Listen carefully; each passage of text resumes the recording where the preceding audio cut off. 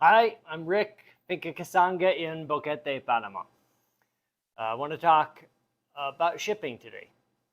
We get a lot of people ask about shipping, both roasted coffee and unroasted coffee. We get these requests really from all over the world.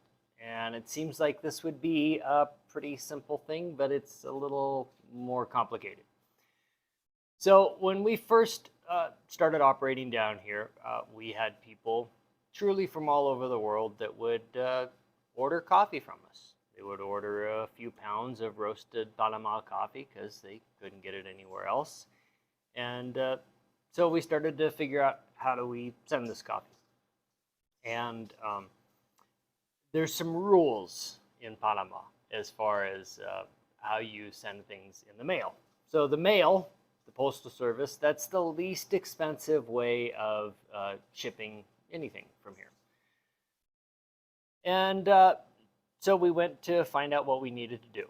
And it turns out they do have a lot of rules. So if you ordered a couple pounds of coffee from us and we were going to ship it to you, we had to put it in a box. But you can't buy boxes here. So you go to the grocery store and you would find yourself a used box. But packages can't be in just a box. They have to be covered in brown paper. Even if it's already a brown box, it has to be covered in brown paper. So we started buying rolls of brown craft paper. And so you would make up your box and then you would wrap it in brown paper. But there are some rules here. You can't use tape on the outside of a package. You have to use glue, only glue. So I would prepare my boxes at home. I would cover the outside in brown paper. I would glue brown paper all the way around it. So there wouldn't be any tape, because if there's any tape, they'll just refuse to accept it. But you can't seal up your box either, because they have to look inside. So I have my box ready. I have it wrapped in brown paper with only glue and no tape. And then you take it to the post office and then you show them the contents. And let's say there's 3 1-pound bags of coffee in there. They take each of those out and they weigh each one individually. And then they let you seal up your box. You can't use tape, so you glue the box together with the brown paper on the outside and you wait for the glue to dry. And once the glue is dry, then you still start filling out forms. This is different every time, but you fill out your forms and then they weigh the entire box, because that's what they charge you for shipping, even though they weighed every single item inside also. I don't really know why. But and then, now you can't get any of the supplies for shipping at the post office. You can't get the glue. You can't get brown paper or boxes or any of that. You have to bring all of your stuff. In fact, this is a lot smaller now, but we used to bring a tote full of glue and all of the stuff that we would ship our packages with. You also have to present a copy of your ID when you ship. Now, sometimes it's 1 copy per visit. Sometimes it's 1 copy per package. So if you're sending 10 packages out that day, you need 10 copies of your ID to send the coffee. So then it's all packaged up, and now you need to buy stamps, if they have stamps. So we live in Boquete, this little town up in the mountains, and oftentimes you would go to Boquete to mail something, and they don't have any stamps. So they would tell you to buy stamps in David.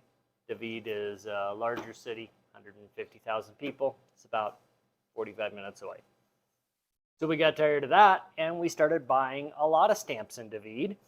And then we would go to Boquete, And we would present our box, and they would say, well, there's no stamps. And I would say, fine, I have stamps. And I would show them my stamps. But they wouldn't accept the stamps, even though they're government issued stamps, the same as every other post office. But if you paid using stamps that they didn't sell you, they had trouble filling out the form to ship it. Because if they couldn't charge you any money, they didn't know what to write on the form, and so then they would say no.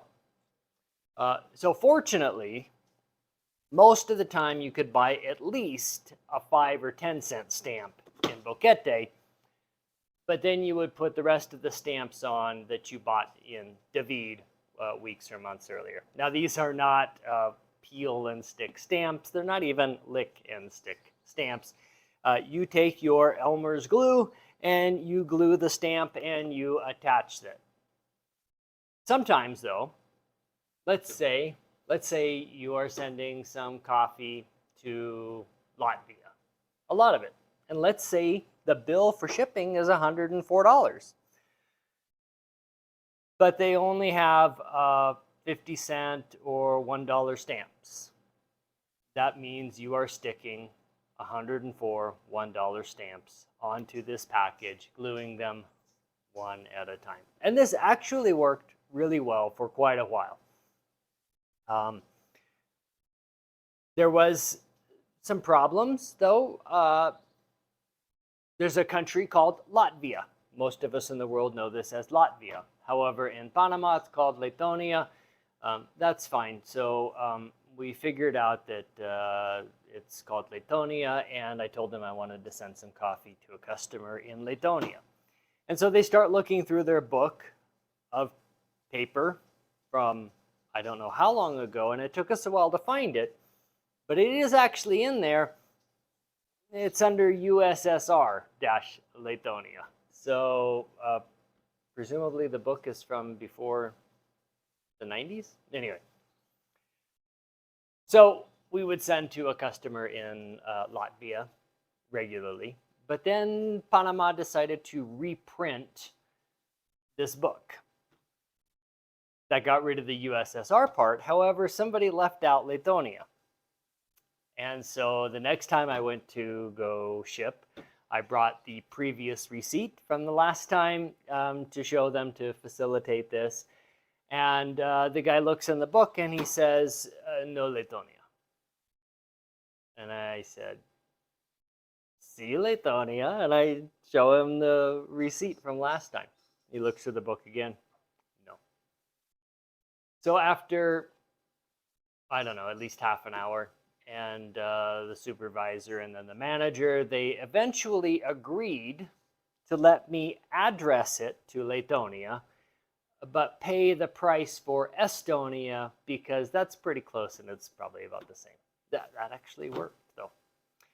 Sometimes, though, you get an order from Qatar, and they can't find Qatar. And I'm showing them on my phone, Google Maps, Qatar, show them the countries around it. So we can't ship to Qatar because they don't think there is Qatar. We shipped this way for a long time, actually, for several years, and it worked out all right. It took a little while, generally 10 to 14 days. But then there was a little pandemic, and Panama decided to not pay the airlines that carry the mail. And so then all of a sudden, there was no mail service out of Panama. And this went on for a while, and we kept thinking, oh, it's going to be fine, it's going to be fine.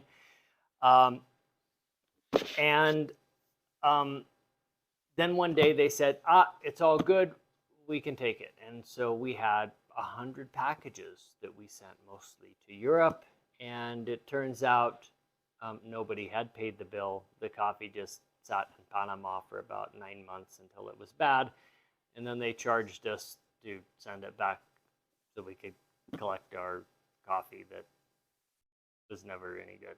So that wasn't going very well.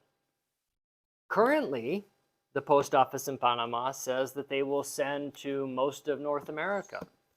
And so we started shipping again. And I would say currently, if you're in North America and you order some coffee from us, and if we send it by the post office, it will take somewhere between 2 weeks and 6 months, which is not ideal. Most North Americans don't understand why it would take 6 months to get their package sent. But all of this is to say, we really can't use the post office anymore. It just doesn't work. So then we started negotiating with DHL to send packages. DHL is a huge company. They ship all over the world, and they're reputable.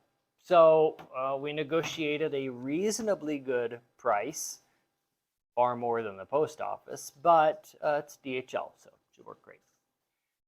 And so we signed a contract, and they said, yeah, you can ship any day you like. We'll come up to the farm, we'll pick it up, and it'll get anywhere you want in 3 days. That's great. So we have some coffee to ship. We package it up. It doesn't have to be packaged specially. You can use tape to close up the boxes. It's great. So then we're going to ship it out Tuesday morning, I think is what it was.